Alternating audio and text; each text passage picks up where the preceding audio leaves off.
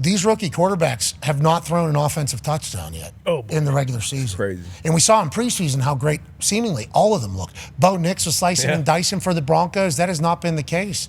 You know, Caleb Williams was doing Caleb Williams shit in preseason. What's Caleb Williams shit? Well, it's dancing, somehow miraculously magician-like getting out of tackles, getting on the outside, throwing absolute dots, much like we see C.J. Stroud do. C.J. Stroud do last night in front of our face. Caleb Williams, that has not worked out in his favor thus far. Obviously, it's a brand new speed, brand new. Daniel, same exact thing. We haven't seen Penix, but it's like Drake May was very close to playing yesterday. These rookie quarterbacks seemingly getting a little bit of a wake-up call whenever it comes to the actual NFL. And also, what C.J. Stroud did last year, once again, cannot be talked about enough. Rookie quarterbacks are going to struggle. Everybody except for C.J. Stroud seemingly goes through it. Should we have a little bit of patience with these rookie quarterbacks, or do you think we can see a couple of them say, that's not going to work, that's not going to work, that might not work? Yeah, definitely C.J. Stroud was an outlier. That was the exception to the rule. We're seeing basically what the rule is. Hey, you got to come in, you got to learn. You saw Bill Belichick wasn't really blown away by any of these people. Look, they're not playing against anybody. They're not getting schemes, and now you're seeing it. Even with Caleb last night, which prime time, so most of us saw it, like just pre-snap, you know, trying to get into protection, trying to figure things out. I felt like every drop back, you talked about all the things he did in college. Some of that was some improvisation he wanted to do.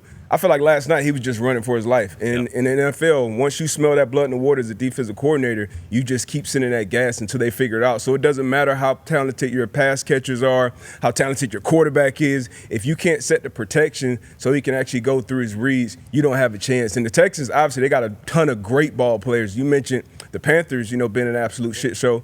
That was the Texans a couple years ago, before getting C.J. Stroud, before bringing DeMeco Ryans in, before Nick Caserio drafting and getting these guys in there. So, I mean, he was just running for his life. Bo Nix, he kind of looks like, you know, a deer in the headlights up to this point at least. You know, just kind of lost, just throwing it.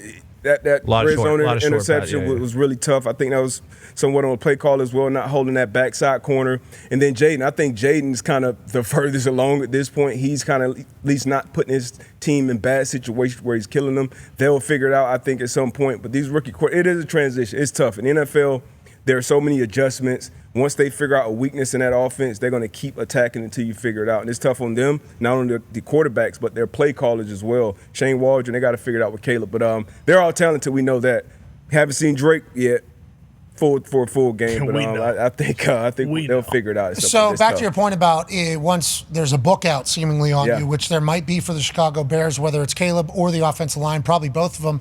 I think the stat came out that DeMeco sent 47% pressures, which is the most he's had since he's become a part of the Texans. 41.7% of his dropbacks, they pressure him, which is 20 times the unit's highest blitz rate. The Texans generated 12 pressures and 5 sacks when blitzing, with 9 defenders finishing with multiple pressures. Then there's another stat about Caleb Williams. Yeah, he was pressured 23 times last night, which is the most from week 2. Yeah, so whenever they're blitzing, obviously they're getting pressure. When they're not blitzing, they're getting pressure on them. So something's going to have to get sorted. You got to have a run game, too. Like a run game is going to take, because if I know you can't run the ball, or we don't have to put 8.5 in the box to stop the run, we can just stop it with a 7 or 8 man front. That's going to make it tougher for that offensive line and the quarterback. But they got a lot to figure out, all these rookie quarterbacks. Yeah, I hope they're able to do it, and I hope they all stay healthy. How'd you feel about the rookie quarterback performances this weekend? Obviously, there still has yet to be a passing touchdown from any of them, and credit to the Steelers and Mike Tomlin going up against Bo Nix, and also DeMeco going up against Caleb last night. But what do you think about that? And do you think that we're going to see these guys kind of figure it out sooner or later down the road? Well, I think the one thing that would help these quarterbacks more than anything is just a good balanced attack, and Daniels had more of that than anybody else. They were able to run the ball against the Giants pretty consistently. I think that made it a much, I would say, easy day, but an easier day for him.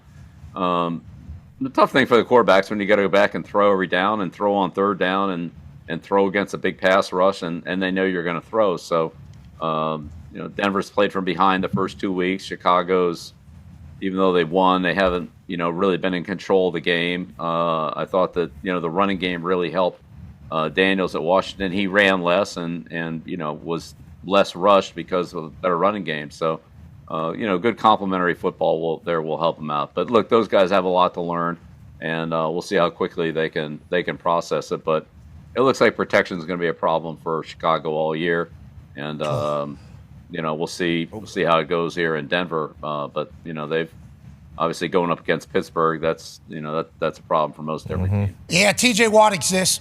So that is certainly something. Caleb, he was pressured 23 times, most in the NFL yesterday in the slate. Obviously, going into tonight, we shall see. And D'Amico brought it 41.7% of the time. He brought pressure, or simulated pressure, is what the stats and analytics are saying. It's like they knew it, they saw it, and they said, "Let's go get it." That's so. As soon as you find the weakness, you're going, Bill. That's just classic football, and you're going to have to stop it.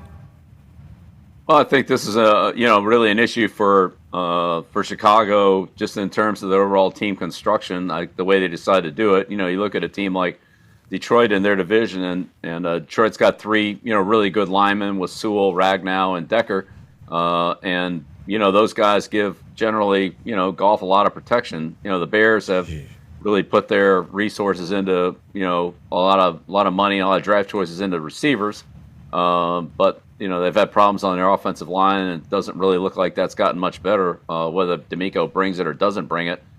They had trouble with a 4-man rush, a 5-man rush, and just single blocks up there have been a problem for them. So, I like the receivers. I think quarterback's got a chance, but it's tough, and I think it's going to get tougher. AJ, as you know better than I, Chicago in November and December that's a fun place to have to rely on throwing the ball. So the combination of let's say struggle running game, and then having to throw a lot and pass protect a lot. I don't think that's really playing into the strength of that's not a strength of the Bears team. So not really sure how they're putting that together. But to chuck it 50 times in Chicago on a long-term basis just seems tough. Yeah, that certainly isn't what Ditka tried to do. Seems tough.